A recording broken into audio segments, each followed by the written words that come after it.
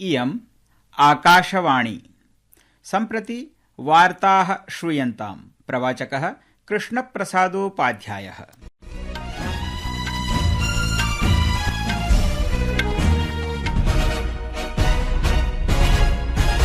आदौ मुख्यवार्ताः। प्रधानमन्त्रिणा नरेन्द्रमोदिना नवदिल्ल्यां भारत मोबिलिटी ग्लोबल एक्सपो इत्यस्य उद्घाटनं कृतम्।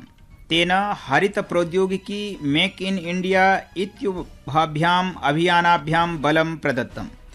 आर्थिक विषयक केन्द्रीय मन्त्रिमण्डलेन राष्ट्रिय इस्पात निगम लिमिटेड इत्येतस्मै 11 सहस्रकोटिरूप्यकाणां पुनरुद्धार संग्रहणाय स्वीकृतिः प्रदत्ता।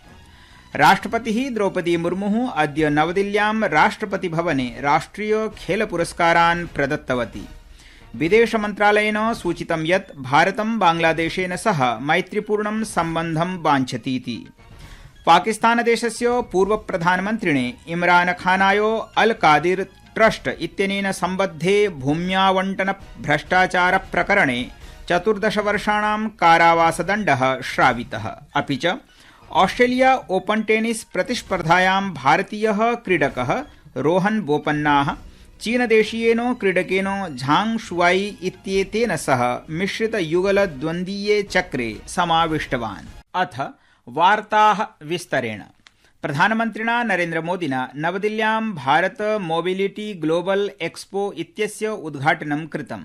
तेन हरित प्रौद्योगिकी मेक इन इंडियेति अभियानेन सह प्रशासनस्य समर्थन विषयादिषु बलं ददता मोबिलिटीति जंगमक्षेत्रे निवेशस्थलत्वेन भारतस्य संभावनानां समुल्लेखो विहितः।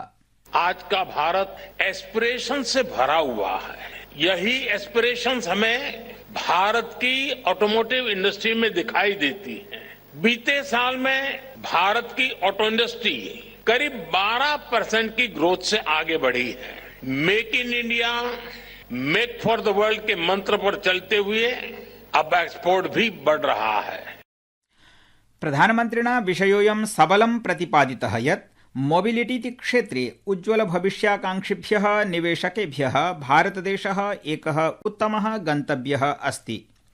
वर्षेऽस्मिन् भारत मोबिलिटी एक्सपो इत्यस्य विस्तारविषये प्रकाशं पातयन् श्रीमोदी अवदत् यत् गतवर्षे 800 प्रदर्शकैः भागो भजितः।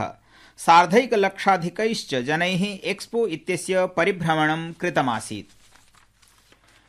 अस्य वर्षस्य भारत मोबिलिटी ग्लोबल एक्सपो इत्यस्य विषयोऽस्ति सीमापारं भविष्यस्य ऑटोमोटिव मूल्यशृङ्खलायाः सह निर्माणमिति। समागमेऽस्मिन् अस्य मासस्य 19 दिनाङ्कतः 22 दिनाङ्कपर्यन्तं सर्वेभ्यः आगन्तुकेभ्यः निःशुल्क प्रवेशो विद्यते। आयोजनं च नवदिल्ल्याः भारतमण्डपम् इत्यत्र वर्तते। राष्ट्रपति पदासीना द्रौपदी मुर्मुः अद्य नवदिल्ल्यां राष्ट्रपतिभवने 24,200 राष्ट्रिय खेल पुरस्कारान् प्रदत्तवती। विश्व चतुरंग विजेता डी गुकेशः, पेरिस ओलंपिक क्रीडायां पदकद्वय विजेत्री मनु भाकरः, पुरुष हॉकी दलनायकः हरमनप्रीत सिंहः, पेरिस पैरालंपिक क्रीडायां स्वर्ण पदक विजेता प्रवीण कुमारः च प्रतिष्ठितेन मेजर ध्यानचंद खेल रत्न पुरस्कारेण अलंकृताः अभवन्। अवधेयं वर्तते यत् क्रीडाक्षेत्रे 4 वर्षेषु क्रीडकस्य अद्भुतस्य उत्कृष्टस्य च प्रदर्शनस्य कृते अयं पुरस्कारः प्रदीयते।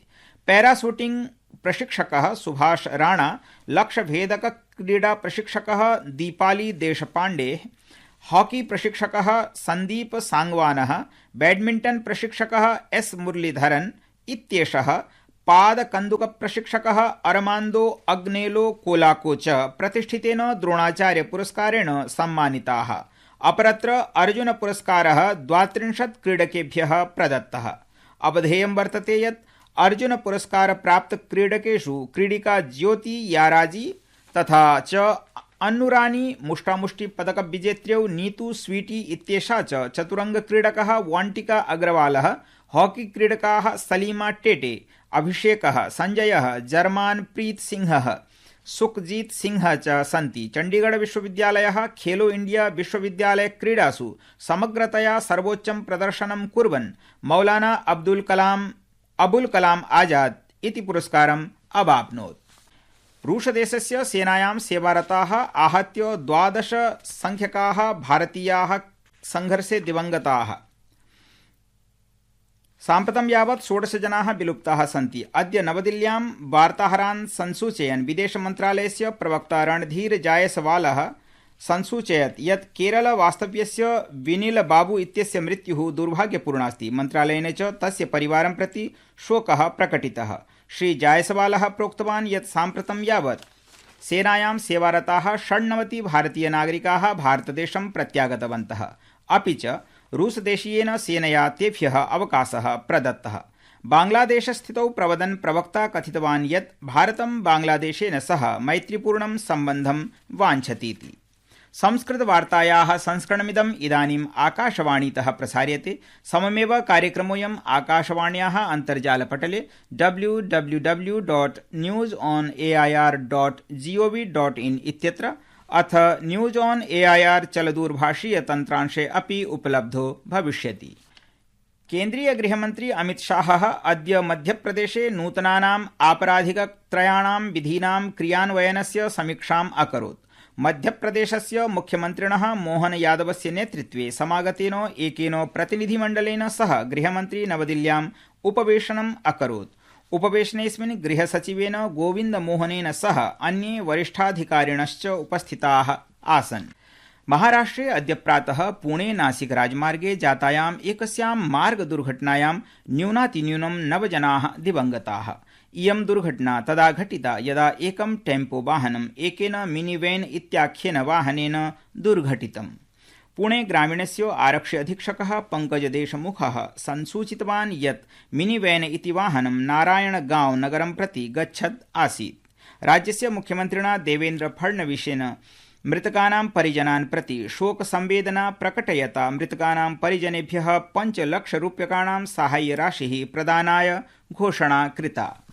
प्रधानमन्त्री नरेन्द्र मोदी श्वः दृश्यश्रव्य परान्तर्जालीय प्रणाल्या स्वामित्व योजनायाः अन्तर्गतं 10 राज्यानां 2 केन्द्रशासितप्रदेशयोश्च 65,000 ग्रामेषु सम्पदाधीशेभ्यः 65 लक्षाधिकं यावत् सम्पत्तिपत्राणि वितरिष्यति। प्रधानमन्त्रिणा समारब्धायाः अस्याः योजनायाः उद्देश्यं सर्वेक्षणाय उन्नत द्रोणप्रणाल्या गृहाणाम् आधिकारिकरूपेण सर्वेक्षणानि कृत्वा ग्रामीणभारतस्य आर्थिकविकासस्य संवर्धनं करणीयमिति वर्तते। श्रोतारः, अधुना श्रूयन्तां महाकुम्भ सम्बद्धाः वार्ताः।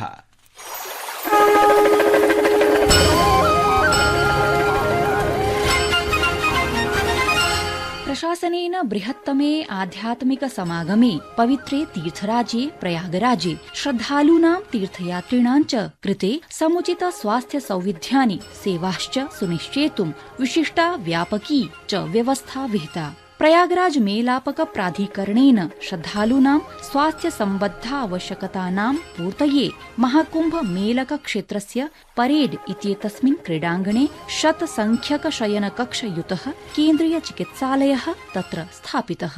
एतदतिरिच्य मेलापक क्षेत्रे एतस्मिन् संक्रामक रोगाणां प्रबन्धनाय 2 समर्पित चिकित्सालयौ अपि स्थापितौ। एतेषु चिकित्सालयेषु पुरुष महिला बालानां कृते गहन चिकित्सा विभाग सदृशाः नैकाः सुविधाः समेत्य आपत्कालिक सुविधाः अपि समुपलब्धाः वर्तन्ते। समाचार कक्षतः निधिः तिवारी।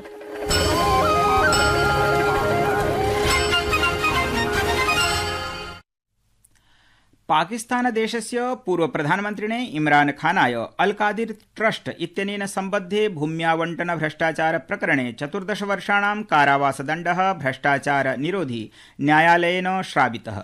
अनेनैव सह तस्य भार्यायै बुशरा बीबी इत्यस्यै च 7 वर्षाणां कारावासदण्डः श्रावितः।